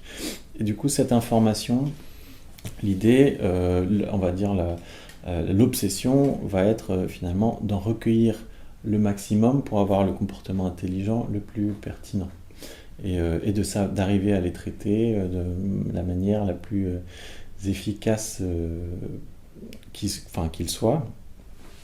Et du coup... c'est pas une théorie très révolutionnaire, quoi. C'est pas une théorie très révolutionnaire, mais en fait, elle est un peu aussi ce qu'on a oublié de préciser, c'est qu'elle se situe après la Seconde Guerre mondiale. Et donc du coup, il y a aussi un basculement idéologique fort qui est finalement la fin c'est-à-dire l'humanisme ne tient plus debout. Voilà, on a vécu les fascismes, etc. Et donc du coup, il y a cette idée que il faut faire confiance plus au traitement de l'information et la capacité de régulation globale des sociétés complexes, plutôt que de faire, quelque part, faire confiance à l'humain ne fonctionnerait plus. Alors après là-dessus il faut être un peu vigilant, parce que nous on aurait la vigilance d'être à la fois critique à l'égard on va dire, de l'idéologie humaniste dans sa forme classique, et là, une idéologie qui est en train de se développer, qui est plutôt post-humaniste, et avec une ambiguïté qui est maintenue d'ailleurs de manière permanente chez Norbert Wiener sur la distinction entre ce qu'est un homme et ce qu'est une machine, puisqu'après, finalement, si l'intelligence c'est juste d'arriver à traiter de l'information, quelque part, l'homme est juste une machine complexe qui a une capacité de traitement d'information très, très importante. Alors après, c'est juste que voilà, nous, ce qu'on pourrait critiquer, on va dire, chez l'humanisme dans sa forme classique, c'est que en fait, l'humanisme ne fait pas référence à un individu biologique figé comme un roc, mais un individu qui a déjà été construit philosophiquement, socialement, etc., qui est, on va dire, plutôt l'individu néo-kantien, qui est capable, on va dire, de mettre ses besoins et ses désirs de côté pour travailler et donc du coup, voilà, dans l'humanisme, il y a déjà une référence qui va finalement même permettre de créer les bases du racisme, c'est-à-dire si tu n'es pas conforme à ce sujet humain qu'on a construit, voilà, on peut t'exclure avec donc, toute la gauche qui s'est construite autour de l'idée de faire rentrer toutes les catégories possibles, prolétaires, femmes, hommes de couleur, dans ce sujet, mais qui est déjà une forme de construction on va dire, au service du capitalisme. Donc, qui est une construction, en plus, qui a une subjectivité qui est déjà réifiée, quoi. C'est-à-dire l'analyse de la réification, de la chosification des individus, c'est pas... n'attend pas l'ère, disons, de l'informatique, c'est-à-dire que ce que certains ont critiqué dans le transhumanisme ou dans le post-humanisme, c'est le fait que ça transformerait l'humain, cette chose sacrée, en une machine, mais c'est déjà ce que fait le capitalisme depuis un peu le début, c'est-à-dire quand on parle en tchèque, robot, ça veut dire travailleur, à une époque où l'informatique n'était pas encore là, et la réification, c'est effectivement, on peut dire que le sujet kantien, c'est-à-dire qui obéit, voilà, des lois formelles, qui, disons, socialement ont été travail, vote un peu, consomme un peu. Enfin, c'est une espèce d'impératif formel, catégorique. C'est déjà une forme de réification, on n'est plus du tout dans une forme de subjectivité vivante, spontanée et tout ça. Et du coup, c'est vrai que qu'il y a une part de la critique du post-humanisme est un peu tronquée là-dessus, quoi. Et sur le sujet travailleur aussi, ce qui est assez intéressant de remarquer, c'est qu'il est en l'époque du développement de l'idéologie cybernétique. Le travailleur dans l'espace productif est aussi lui-même en train de changer, parce que c'est les années 40, post-seconde guerre mondiale, c'est la généralisation du Fordisme à l'ensemble des secteurs de production. Donc on bascule du Fordisme un peu cantonné dans l'espace de l'automobile à une généralisation, et du début des processus d'automation. Alors comme l'a dit Eric tout à l'heure, il n'y a pas encore l'introduction des techniques, de ce qu'on peut appeler l'informatique dans les années 40-50. Par contre, il y a déjà beaucoup de processus d'automation, de régulation qui sont mis en place. Et donc, du coup, on a déjà un producteur, un travailleur, qui est en train d'émerger et changer de fonction.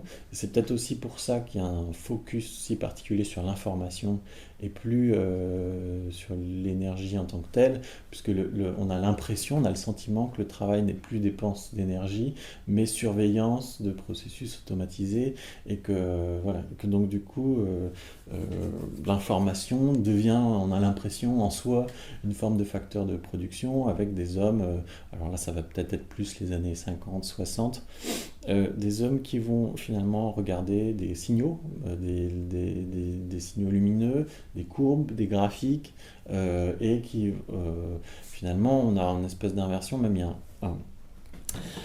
un sociologue du travail qui s'appelle Naville, d'ailleurs il faudrait essayer d'analyser aussi sa proximité avec la logique cybernétique, mais disait que finalement c'est plus finalement l'homme, quand l'homme s'arrête, la chaîne de travail s'arrête, et là finalement c'est quand le processus de production s'arrête que l'homme se mobilise. Donc une forme d'inversion où l'homme est surveillé, voilà, encore plus spectateur du procès de production. Spectateur actif, mais spectateur actif qui doit quand même utiliser de l'énergie et ses yeux pour le coup, contrôler, etc. Donc, ce qui est nerveusement... Voilà.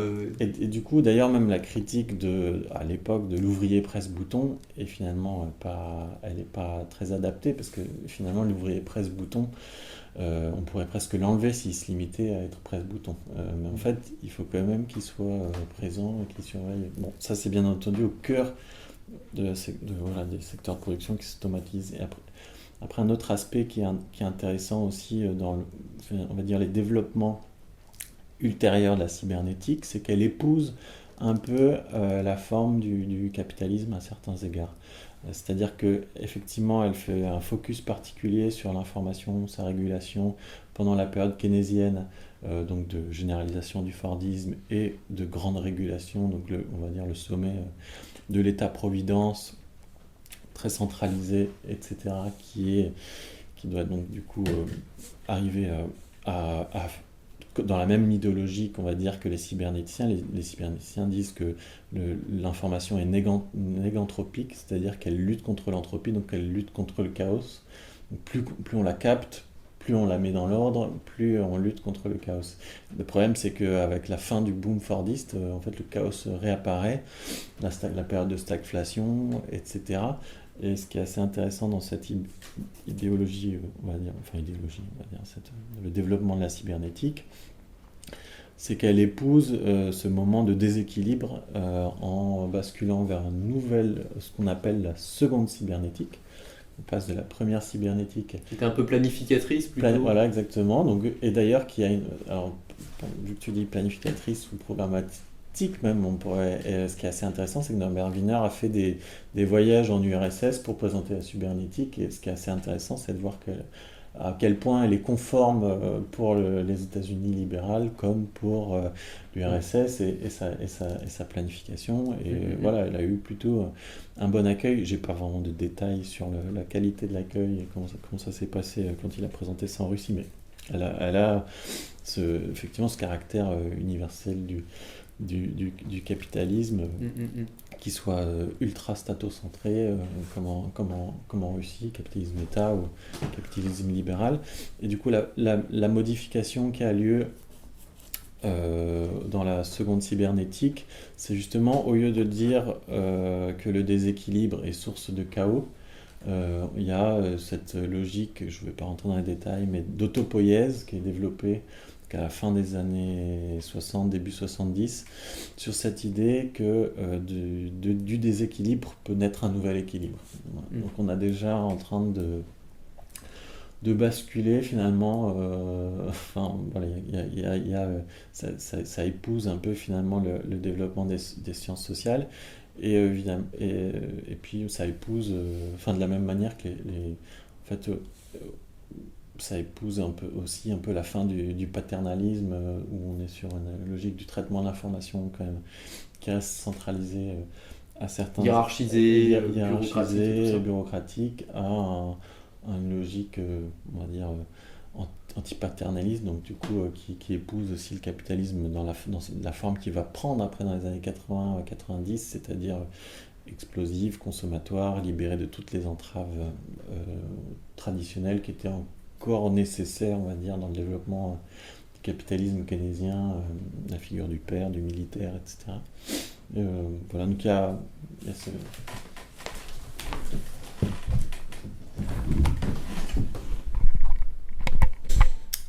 Et donc, toujours sur cette idée, finalement, que on va dire, la forme de la cybernétique épouse un peu les phases du capitalisme et les phases d'organisation du système de production. On peut prendre par exemple l'exemple du toyotisme qui est déjà, donc voilà, le Fordisme a été très bien accueilli, donc voilà, l'organisation scientifique du travail a été très bien accueillie au Japon, et là on est déjà sur une forme d'amélioration du Fordisme, où on a déjà, on va dire, un travailleur soumis à la chaîne de production, mais qui lui-même va participer à la réorganisation de cette chaîne de production. Donc on a effectivement d'un équilibre donné le passage à un nouvel équilibre où le travailleur et son équipe vont finalement, là aussi, avec une centralité de l'information, récupérer les informations, les améliorations du poste de travail pour finalement permettre d'augmenter à un certain niveau la soumission au procès de production. Ce qui est une forme du coup, de système en feedback, qui est l'idée un peu générale de la cybernétique, non ? C'est un système en feedback, mais qui change déjà de nature, parce que finalement le feedback, alors l'idée de feedback, c'est l'idée de pouvoir récupérer un message qui, par sa rétroaction, a un effet sur l'avancée du système général. Donc du coup, si on a... Des récupérations positives, théoriquement. Voilà. Mais finalement, c'est une logique qu'on retrouve même dans la machine à vapeur à régulation, qui est un régulateur. Si jamais la machine à vapeur va trop loin, elle se régule pour éviter l'explosion, quoi, pour éviter ce genre de choses. Donc cette logique de feedback, elle est déjà présente, mais elle est effectivement extrêmement, on va dire, poussée dans cette nouvelle forme qui est l'autopoïèse. Elle prend une nouvelle signification. Et voilà, on va dire que finalement, dans cette période qui est cette période de forte automation du système de production dans les années 70, et là, comme l'a dit Eric tout à l'heure, l'introduction maintenant massive des techniques numériques dans l'appareil de production, il se passe à la fois, on va voir que la cybernétique, l'informatique vont être à la fois les conditions d'évincement de l'homme du procès de production, avec le chômage massif qui va se développer pendant les années 70, la période de stagflation, et va aussi être, après, quelques décennies plus tard, les conditions de survie à certains égards du système capitaliste, si on rentre dans l'approche que développe la critique de la valeur, justement, où finalement la sphère financière, donc le développement on va dire de crédit ou d'anticipation de gains futurs escomptés, va être la condition du maintien du système économique général, avec cette spécificité du coup de la période actuelle, où finalement il y a eu un basculement, où le capital fictif est devenu central pour le maintien du système général, plus que le système productif en lui-même. Mais, bien entendu, il faut qu'il fonctionne, mais il y a une forme de déplacement du centre de gravité vers la production de capital fictif, donc d'anticipation de valeurs futures, et cette anticipation qui a quand même une spécificité, on va dire, par rapport à l'appareil productif, c'est qu'il n'a pas de face sensible matérielle. Il est exclusivement une production de titres et de puissance d'investissement, d'un côté, voilà. Mais donc du coup, il y a cette cybernétique quelque part a été à la fois au cœur de l'évincement et au cœur du maintien aujourd'hui, quoi. Et du coup, Eric, est-ce que justement l'informatique justement a eu un rôle central justement dans... Oui, parce que comme William l'évoque, la création de capital fictif est un processus productif dont l'aspect matériel n'est pas déterminant en fait. C'est quelque chose mais qui malgré tout s'appuie sur un appareil de production aussi. Il y a quand même, et c'est là qu'on peut revenir aussi sur le rôle de l'informatique dans le capitalisme, mais la production de titres de propriété, de marchandises d'ordre 2, comme le désigne Trinqueux et Le Hoff là, dans leur bouquin La vente des valorisations, que ces marchandises-là, qui sont tient aujourd'hui du capital et de sa permanence. Sa reproduction. Sa reproduction, voilà. Et que ces marchandises d'ordre 2, elles s'appuient sur... la production s'appuie sur un appareil productif que sont les techniques numériques. Sans les techniques numériques, il n'est pas envisageable de complexifier le système financier comme on l'a connu dans la dernière décennie, avec la création des produits dérivés, des dérivés de dérivés, etc., qui nécessitent une collection d'informations démultipliée, c'est-à-dire qu'il faut effectivement tracer des fragments de propriété dans des titres de plus en plus explosés, mais il faut aussi à tout moment être capable de parcourir cette information-là pour les processus de décision qui sont liés à la continuation, à la reproduction de la mécanique. Il faut sans arrêt que les gens soient en mesure d'auditer les informations, même si dans la pratique ce n'est pas possible, parce que pour d'autres raisons c'est bien, mais il faut il faut au moins donner comme des gages sur le fait que ça soit théoriquement envisageable d'auditer par exemple un système financier, un type de propriété, un produit dérivé. On doit être en mesure de redonner une assise dans le réel, entre guillemets, un point d'ancrage qui est censé être tracé dans l'information qui est détenue dans les systèmes d'information financiers. Et retracer ce point d'ancrage passe par la mise en œuvre de calculs de plus en plus complexes et de plus en plus qui nécessitent une puissance de plus en plus importante. Oui, parce qu'il faut faire un point de clarification parce qu'on manipule ce terme de capital fictif et je pense qu'il n'est pas forcément évident pour tout le monde. Il faut comprendre que le capital fictif, finalement, donc il peut prendre la forme de crédit, d'actions, autres titres d'État, etc. Et donc c'est une puissance d'investissement qui vient de l'économie concrète et je te prête de l'argent et au moment où il y a un accord entre le prêteur et la personne qui va bénéficier de cette puissance d'investissement, se crée à côté un capital fictif, donc un titre qui lui peut aussi être échangé, comme des actions peuvent être échangées alors qu'elles représentent aussi une matérialité concrète dans l'espace de la production. Donc du coup, il y a cette logique de dédoublement entre un titre, etc. Mais par contre, il n'a de fictif, on l'appelle capital fictif dans le sens où il émerge, contrairement, on va dire, à une marchandise où la valeur a déjà été réalisée dans la production. Là, cette valeur émerge au moment où les gens se mettent d'accord sur « je te fais crédit » ou je prends une action de ton entreprise. Du coup, c'est la valeur qui émerge au moment du contrat et pas en amont de l'échange. Ouais, en amont de l'échange, dans la sphère de production. Mais c'est pas du capital fictif au sens irréel, comme il y a certaines personnes qui vont établir une critique de la finance basée sur le fait que c'est pas de l'économie, c'est irréel, etc.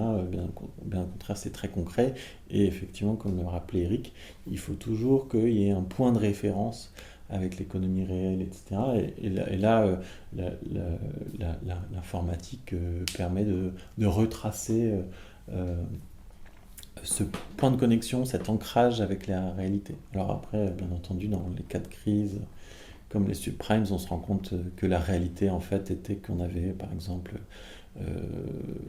fait acheter des maisons à des gens qui n'avaient pas d'argent, qui n'allaient pas en avoir, etc. Donc là, c'est là où à mesure où les informations remontent, on comprend qu'on a fait une opération qui alimente une bulle.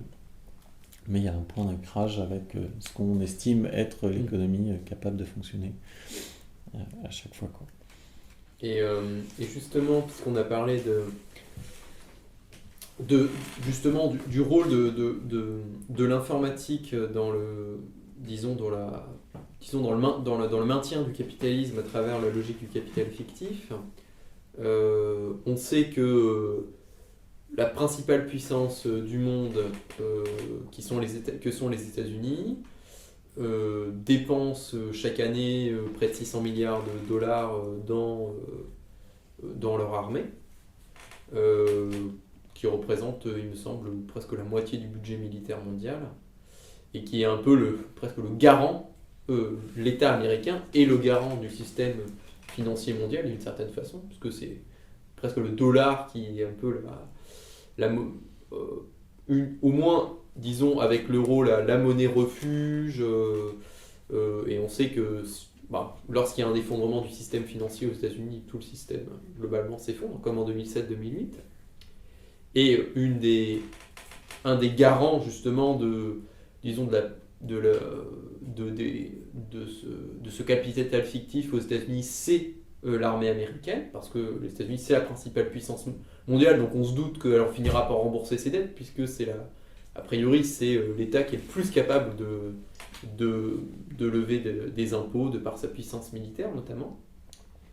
Et cette armée, justement, elle développe, elle repose aussi beaucoup sur l'informatique, mais aussi sur la cybernétique. Est-ce que du coup tu peux donner un exemple justement de ces applications cybernétiques dans l'armée américaine et qui d'ailleurs, c'est aussi ces logiques cybernétiques et ces logiques informatiques qui, nécessitant des puissances de calcul monstrueuses, plombent aussi les budgets militaires. Oui, alors il y a effectivement des grands débats qui sont d'ailleurs menés par des chercheurs, que ce soit aux États-Unis ou en Europe d'ailleurs, mais particulièrement aux États-Unis, sur pour ou contre une armée technocentrée ou pour ou contre une armée anthropocentrée. Enfin voilà, du coup, cette réflexion sur le curseur entre l'automation, la technique et ce que des fois ils appellent le facteur humain, ou facteur décisionnel humain est en débat permanent. Il y a quelques...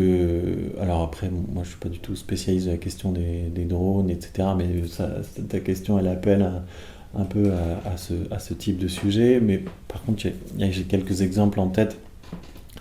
Notamment, par exemple, un exemple qui est pas mal discuté, où justement un porte-avions américain avait cru percevoir un avion hostile iranien. Donc là, c'était pendant la période la fin de la guerre Irak-Iran, où on sait que du coup, les États-Unis avaient justement permis à l'Irak de financer sa guerre à crédit, sous crédit américain. Et donc du coup,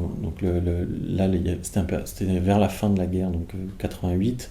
Il y a une tension énorme. Le système automatique de détection des avions ennemis avait jugé que c'était un avion militaire, et les hommes ont fait confiance, puisque les hommes étaient encore intégrés dans la chaîne, parce que c'est des grands débats sur est-ce qu'on intègre encore l'homme dans la chaîne de décision ou pas. C'est un peu les questionnements qu'il y a autour de la question des drones. Et là, l'homme était encore dans la chaîne, sauf qu'il s'était reposé sur la confiance qu'il accordait au système automatique qu'il avait en l'occurrence appuyé. Ils avaient donc abattu un avion civil, et avec plusieurs centaines de passagers. Événement sur lequel d'ailleurs Bush père à l'époque n'avait pas du tout voulu s'excuser. Il estimait que c'était pas de son ressort et de s'excuser pour ce genre d'événement. Et donc ça c'est un exemple. Et aujourd'hui, donc ça c'est dans les années 80, bon, ça peut donner, c'est un peu la même chose, que finalement en fait on voit aussi comment du coup il y a une redéfinition du sujet, de son autonomie face à cet environnement autodécisionnel. Et je pense que c'est un peu le même sentiment qu'on peut avoir, mais avec un peu moins d'incidence quand on suit un GPS et qu'on fait 3 fois le tour de la ville alors qu'on connaissait le trajet, mais que on laisse reposer finalement sa confiance au système automatique, calculatoire, qui est censé être sans erreur. Et donc c'est un peu le même genre où du coup ça pose la question de ce genre de choses. Et, d'une soumission finalement à la puissance de calcul et à la logique. Ouais, un petit peu ce genre de questionnement. Et il y a un autre débat sur lequel je suis tombé, mené par un roboticien qui s'appelle Arkin, et qui lui justement faisait plutôt la promotion des robots dans l'armée en disant qu'ils représentaient un certain nombre d'avantages, de ne pas être soumis à leurs émotions, de maintenant avec le niveau de calcul des capteurs recevoir plus d'informations et être capable de traiter des informations plus rapidement qu'un humain. Enfin, tout converge finalement, avec même aussi l'idée dans des équipes d'armées mixtes, mêlant robots-humains, on en a déjà des questionnements qui pensent, on a l'impression que ça ressemble à la science-fiction, mais c'est vraiment des questions très concrètes que se pose l'armée. Les équipes mixtes, il y avait cet avantage que le robot soit aussi surveillant, que les hommes soit ne désertent pas, soit prennent des décisions qui est à l'encontre de ce que le général avait donné, etc. Et par contre, il voyait encore quelques limites, et donc il y a un questionnement sur comment ces limites vont être franchies. Il voyait une limite assez forte au fait qu'on n'arrivait pas à intégrer, par exemple, les conventions de Genève à l'intérieur d'un robot, parce qu'il y a encore beaucoup trop de mots qui prêtent à l'interprétation. Par exemple, le concept de mort utile, voilà, qu'est-ce qu'un mort utile, dans quel cas de figure, etc. Donc il y avait des éléments peut-être de l'ordre d'une éthique, alors d'une éthique minimaliste, une éthique minimaliste, une éthique de guerre, donc une forme de non-éthique, mais enfin en tout cas avec quand même des questionnements qui reposent, on va dire, sur une forme d'intelligence éthique, qui font appel à de l'éthique. Et donc du coup on peut, quand on écoute ce genre de discours, peut-être présager, et finalement c'est un peu même la logique finalement globalement du capitalisme, c'est-à-dire de refaçonner le réel pour qu'il soit conforme à son développement, à son extension. Mais donc là il faudrait refaçonner le droit pour qu'il soit compatible avec des algorithmes, et donc du coup utiliser et simplifier, et donc du coup ça pourrait avoir une incidence jusque sur le langage pour simplifier et éviter tous les mots qui prêtent à confusion, parce qu'ils pourraient être polysémiques, et donc du coup être vers une approche, alors déjà que dans le droit le langage a une logique extrêmement fonctionnelle, mais là ce serait encore un pas supplémentaire pour justement voilà, donc où le concret, le réel se réadapte au processus d'automation, d'algorithmes, etc. Et donc ce serait une sorte d'approfondissement supplémentaire, disons, dans l'appauvrissement du langage opéré par le capital, notamment, dans un sens fonctionnel, mais là où c'est un fonctionnel qui doit être carrément codable d'une certaine façon, ou intégrable dans des algorithmes et tout ça. Et en fait, ça m'amène un peu à la question finale de l'émission. On avait déjà, dans l'autre émission, un petit peu répondu, quitte de l'informatique dans une société post-capitaliste, globalement la réponse était pas telle quelle, puisque justement le fait de pouvoir faire tout et n'importe quoi est quand même quelque chose de problématique dans une société qui précisément ne s'en remettrait plus à la logique automate du capital et de l'État, mais qui précisément donnerait un contenu particulier, répondant à des besoins particuliers, aux activités sociales, etc. etc.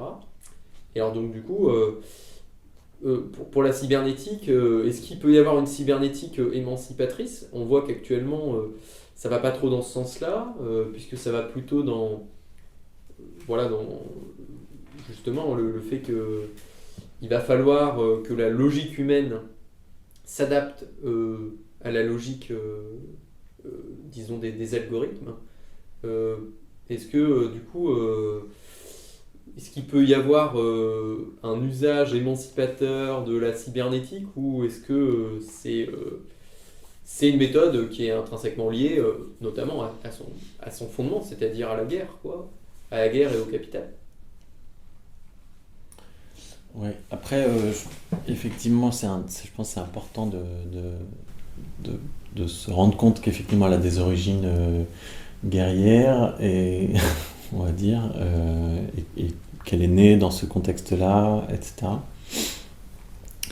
Après, effectivement, je pense que de toute façon, ça rejoint un peu ce que disait Eric tout à l'heure, c'est-à-dire que finalement, cybernétique, informatique, on pourrait presque l'assimiler dans un même grand lot, et qui sont finalement la philosophie générale, un déroulé assez logique d'une séquence du capitalisme qui se déploie. Et après, effectivement, là on voit que la cybernétique va pouvoir, ça rejoint là encore les critiques sur les idéologies à l'œuvre, mais elle a une puissance de séduction assez forte, parce que effectivement là on voit que les paradigmes qui émergent, c'est la logique, on va dire, collaboratrice, où voilà, qui avec toutes les approches, on va dire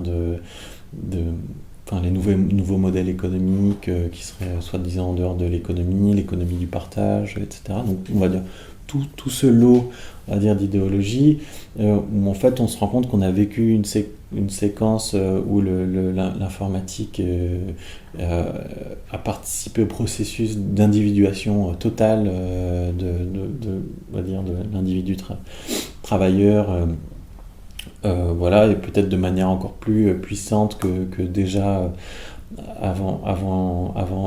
avant lui, l'informatique avant lui, on va dire la télévision, ou comme capacité à individuer aussi, etc. Là, le processus d'individuation est encore plus fort. Par contre, effectivement, avec cette cybernétique, cette mise en contact, cette interactivité, cette mise en commun des cognitivités, il y a cette idée d'une forme il y a cette idée de séparation achevée, réconciliation vers une approche collaborative, qui du coup serait un dépassement. Je pense que c'est ça qui participe aussi à ces idéologies, c'est-à-dire qu'on a le sentiment finalement que de régulation par la communication, quoi. Ouais. De régulation des conflits. Voilà.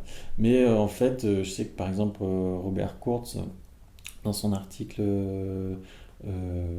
l'industrie culturelle au XXIe siècle, voilà, revient pas mal là-dessus, en disant que finalement il y a eu effectivement, tout à l'heure on parlait du langage, de la communication, il y a déjà eu un processus antérieur, et il y aurait quasiment une logique communicationnelle à réinventer, parce que là on est souvent sur une forme d'interactivité un peu vide de contenu, où finalement la logique de confrontation des idées, ou certaines approches de discussion, disons, existentielle, de discussion sociale, essentielle, de la logique même de base du dialogue, en fait, n'est pas forcément on est dans de la production et de la réception d'informations. Sur Facebook, c'est typiquement ça, quoi. Et ouais, ça c'est un bon c'est un bon exemple où effectivement on est producteur, récepteur, mais ce qu'on appelle interaction est quelque chose d'autre, je pense, que ce qu'on pourrait appeler dialogue, confrontation, discussion, débat, voilà, et qui en plus a tendance à figer les positionnements dans une logique assez émotive, puisque en fait on n'a pas vraiment le vis-à-vis de manière directe, et donc du coup peut-être même participe au processus de détermination, là on va dire dans les logiques, on va dire, identitaires, ambiantes, peut-être les renforcer à certains égards, quoi. Ça après voilà, ça je veux dire, j'ai pas forcément beaucoup réfléchi là-dessus, mais je pense que ça peut être des choses importantes à regarder. Ça rejoint à quelques points qu'on évoquait tout à l'heure. Là, mais, ouais. Donc du coup, peut-être la conclusion sur la cybernétique, ça serait justement que la grande machine régulatrice des liens sociaux, on pourrait dire que Facebook c'est une sorte de matérialisation de ça. On voit bien que Facebook ne favorise pas particulièrement la régulation harmonieuse des liens sociaux, mais plutôt qu'elle poursuit la séparation, elle réunit le séparé en tant que séparé, et d'autre part, qu'elle ne favorise pas tellement un dialogue social, mais plutôt des effets de niche où on va, disons, ne parler à certaines personnes, où on va être dans une logique de confrontation d'un profil contre un autre profil. Et on voit bien que si Facebook est la matérialisation de la cybernétique, que c'est pas a priori la société post-capitaliste idéale. Et donc du coup, effectivement, il faut pas s'en remettre, à mon avis, disons à une régulation, automatique, qui viendrait d'en haut, une forme de régulation fétichiste d'une certaine façon, où on s'en remettrait à quelque chose qui, soi-disant automatiquement, créerait une forme de régulation sociale, des liens sociaux, un pilotage optimisé des activités sociales et tout ça. Et que si on veut sortir, un tant soit peu, du fétichisme, ou disons combattre le fait de se soumettre à des logiques impersonnelles, automates, au-dessus de nous, que c'est certainement pas du coup à la cybernétique il faut faire confiance, mais plutôt là pour le coup s'opposer presque à la logique cybernétique qui même si effectivement elle n'est pas forcément que liée à la guerre, puisque Wiener lui en attendait des choses plutôt pacifiques pour le coup, mais c'est presque, ce serait au mieux une logique pacifiée complètement fétichiste et automatique, et c'est évidemment pas ça le contenu, disons, de l'émancipation. Voilà, je ne sais pas si vous aviez autre chose à rajouter, sinon je vais vous dire au revoir. Et donc en tout cas merci pour cette émission sur l'informatique et la cybernétique, et évidemment on pourra dans des émissions ultérieures approfondir certains des phénomènes particuliers qu'on a abordés, parce qu'on n'a pu que survoler Facebook, Google, Amazon et tout ça, mais au moins c'est pour on espère poser des bases de réflexion sur l'informatique et sur la cybernétique, qui sont quand même des phénomènes centraux du capitalisme depuis plus d'un demi-siècle. Voilà, merci.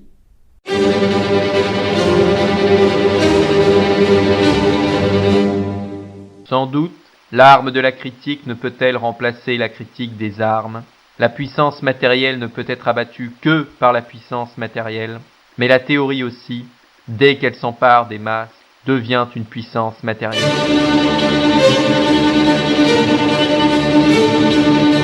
Nous reconnaissons notre vieil ennemi, la marchandise, le travail marchandise, la société marchande, le capitalisme.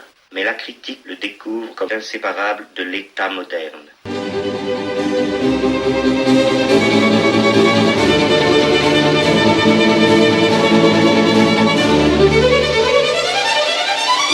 Alors je le dis, parce que c'est la vérité. Il ne faut pas travailler. Tu vois, il faut s'organiser pour ne plus jamais travailler.